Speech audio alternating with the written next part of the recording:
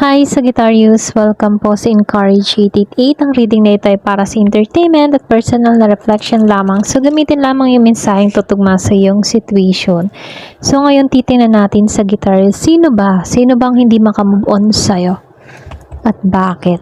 Give me the message for Sagittarius. Sino ba tong hindi nakaka-move on sa'yo? Give me the message for Sagittarius. Sino ang hindi nakaka-move on sa'yo? So, meron ko ditong strength.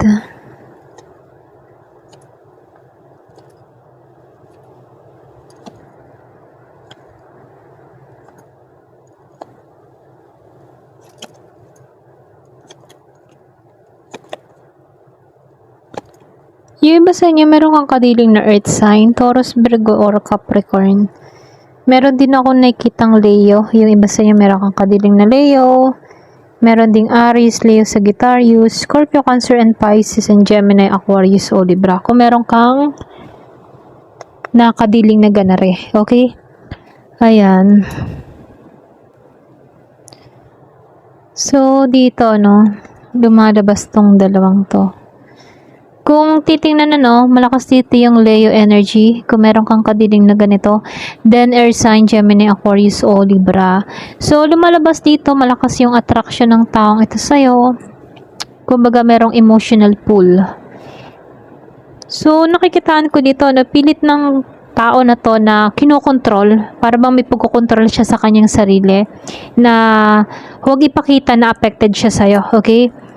Mukhang proud to. Matatag sa labas pero sa loob para bang pinipigilan niya, okay, na hindi siya apektado sa sayo, okay?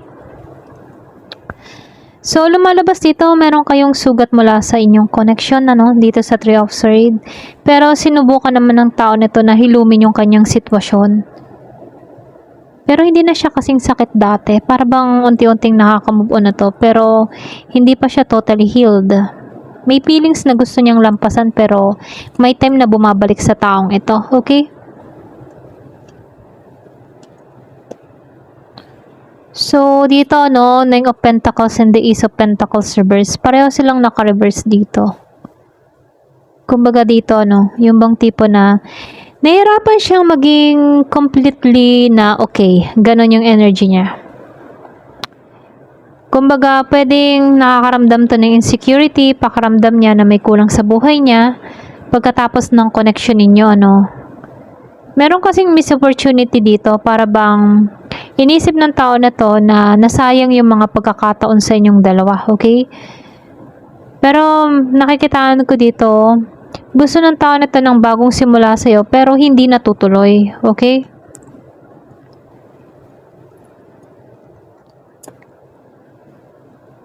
Six of Cups and the Four of Cups. Kumbaga dito, nakikitaan ko dito na dito lumalabas yung realization.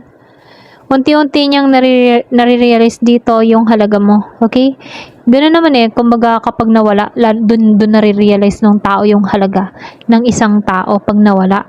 So, pwedeng iba sa inyo, wala kayong communication ng tao na to, kaya meron tong na-realize about sa'yo, okay?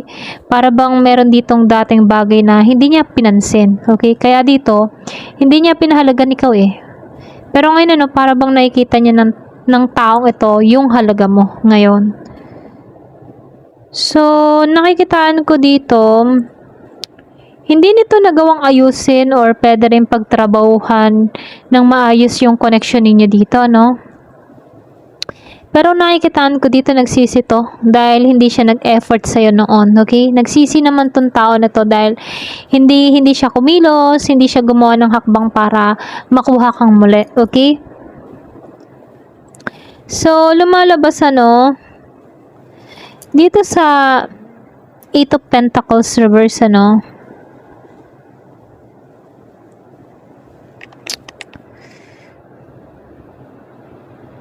kumbaga dito merong conflict na nangyari sa inyo ng taong ito.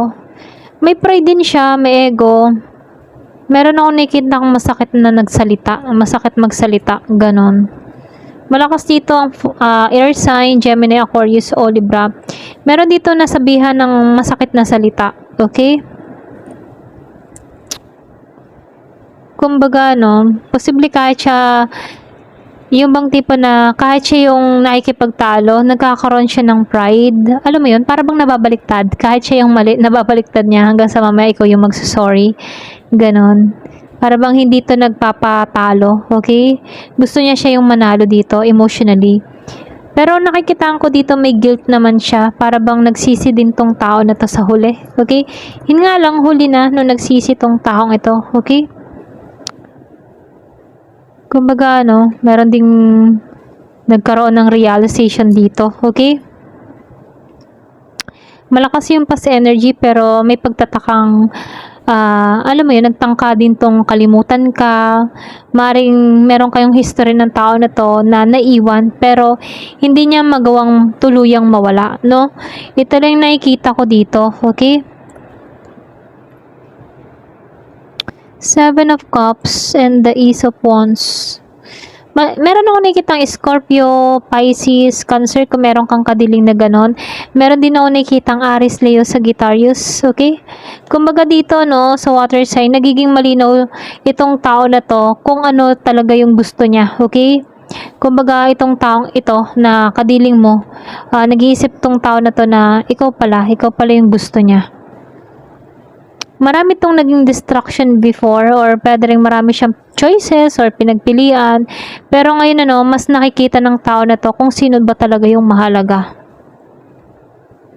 Malakas yung attraction mo ha. Ito lang nakikita ko sa kanya. May spark na hindi nawawala. Okay? Pwede rin may pagka-urge siya na makipag-communicate or magkaroon ulit kayo ng physical or romantic na connection. Yun yung nais ng tao na to. Okay, magsama muli kayo or something na nahahawakan ka pa rin niya, mga ganon. So, dito, the Magician and the Hermit. Malakas yung Virgo kung meron kang kadiling na Virgo. Pero kung tutusin, gusto ng tao na to na magkaroon ulit ng control sa situation. Ito kasi yung energy ng taong may gustong gawin pero hindi basta-basta ginagawa. Alam mo yun? Gusto niya lang gawin pero nauna kasi yung pag-iisip. Maring iniisip nito kung paano ba? Paano ka ba magbabalik? Paano ka ba makakamit niyang muli? Ganon. Kumbaga, paano ka ba niya mararamdaman muli? Okay? Hindi siya comfortable sa matagal na isolation dito. Kahit may distansya sa inyong dalawa, may tendency na para bang gusto ng tao na to lumabas sa kanyang katahimikan, okay? Kung kayo man ay nasa no contact, ikay nagpapabother sa taong ito, okay? Kumbaga yung no contact para bang hindi niya kaya din tagalan. For example, siya yung nag-no contact sa'yo, siya din naman ang bibitaw. Pala mo yun? So, malakas yung earth sign dito, Taurus, Virgo, and Capricorn.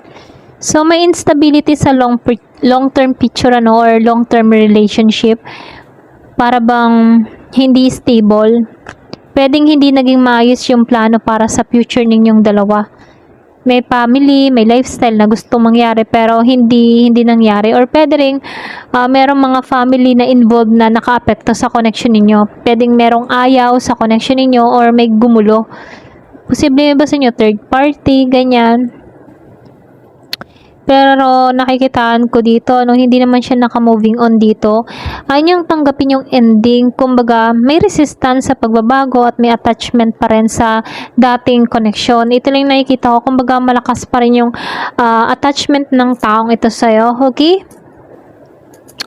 So, dito, Ten of Wands and Five of Wands. Pero kung titingnan, pagod na rin to. Pagod na siya dito emotionally. Para bang may nagpapabigat sa kanyang nararamdaman. Gusto niyang makawala sa bigat pero hindi naman ibig sabihin na wala yung nararamdaman niya sa'yo, More like siya, yung para bang gusto niyang bitawan pero bakit hindi ko magawa? Ganun yung energy niya. Gusto kitang bitawan pero bakit? Bakit hindi ko magawa? Okay? Pero kung tutusin dito, nagsiselos din to. May jealousy na nangyari para bang may kompetisyon. Pwedeng iniisip niya kung ano bang taong nasa paligid mo ngayon. Meron siyang ego struggle dito. Gusto niyang lumapit pero may bahagi sa kanya na ayaw niya magpatalo, ayaw niyang ibaba yung pride niya. Gusto niya yung ikaw yung lalapit sa kanya rito. Iwasan yung meron kang kadiling na fire sign, Aries, Leo, Sagittarius. Gusto ng tao nito na ikaw yung lalapit sa kanya. Ganyan. Mataas kasi yung pride ng taong ito. Okay? Ayun, so ito na yung nakikita ko. Ayan, hanggang dito na lamang po. Thank you for watching. Love and peace.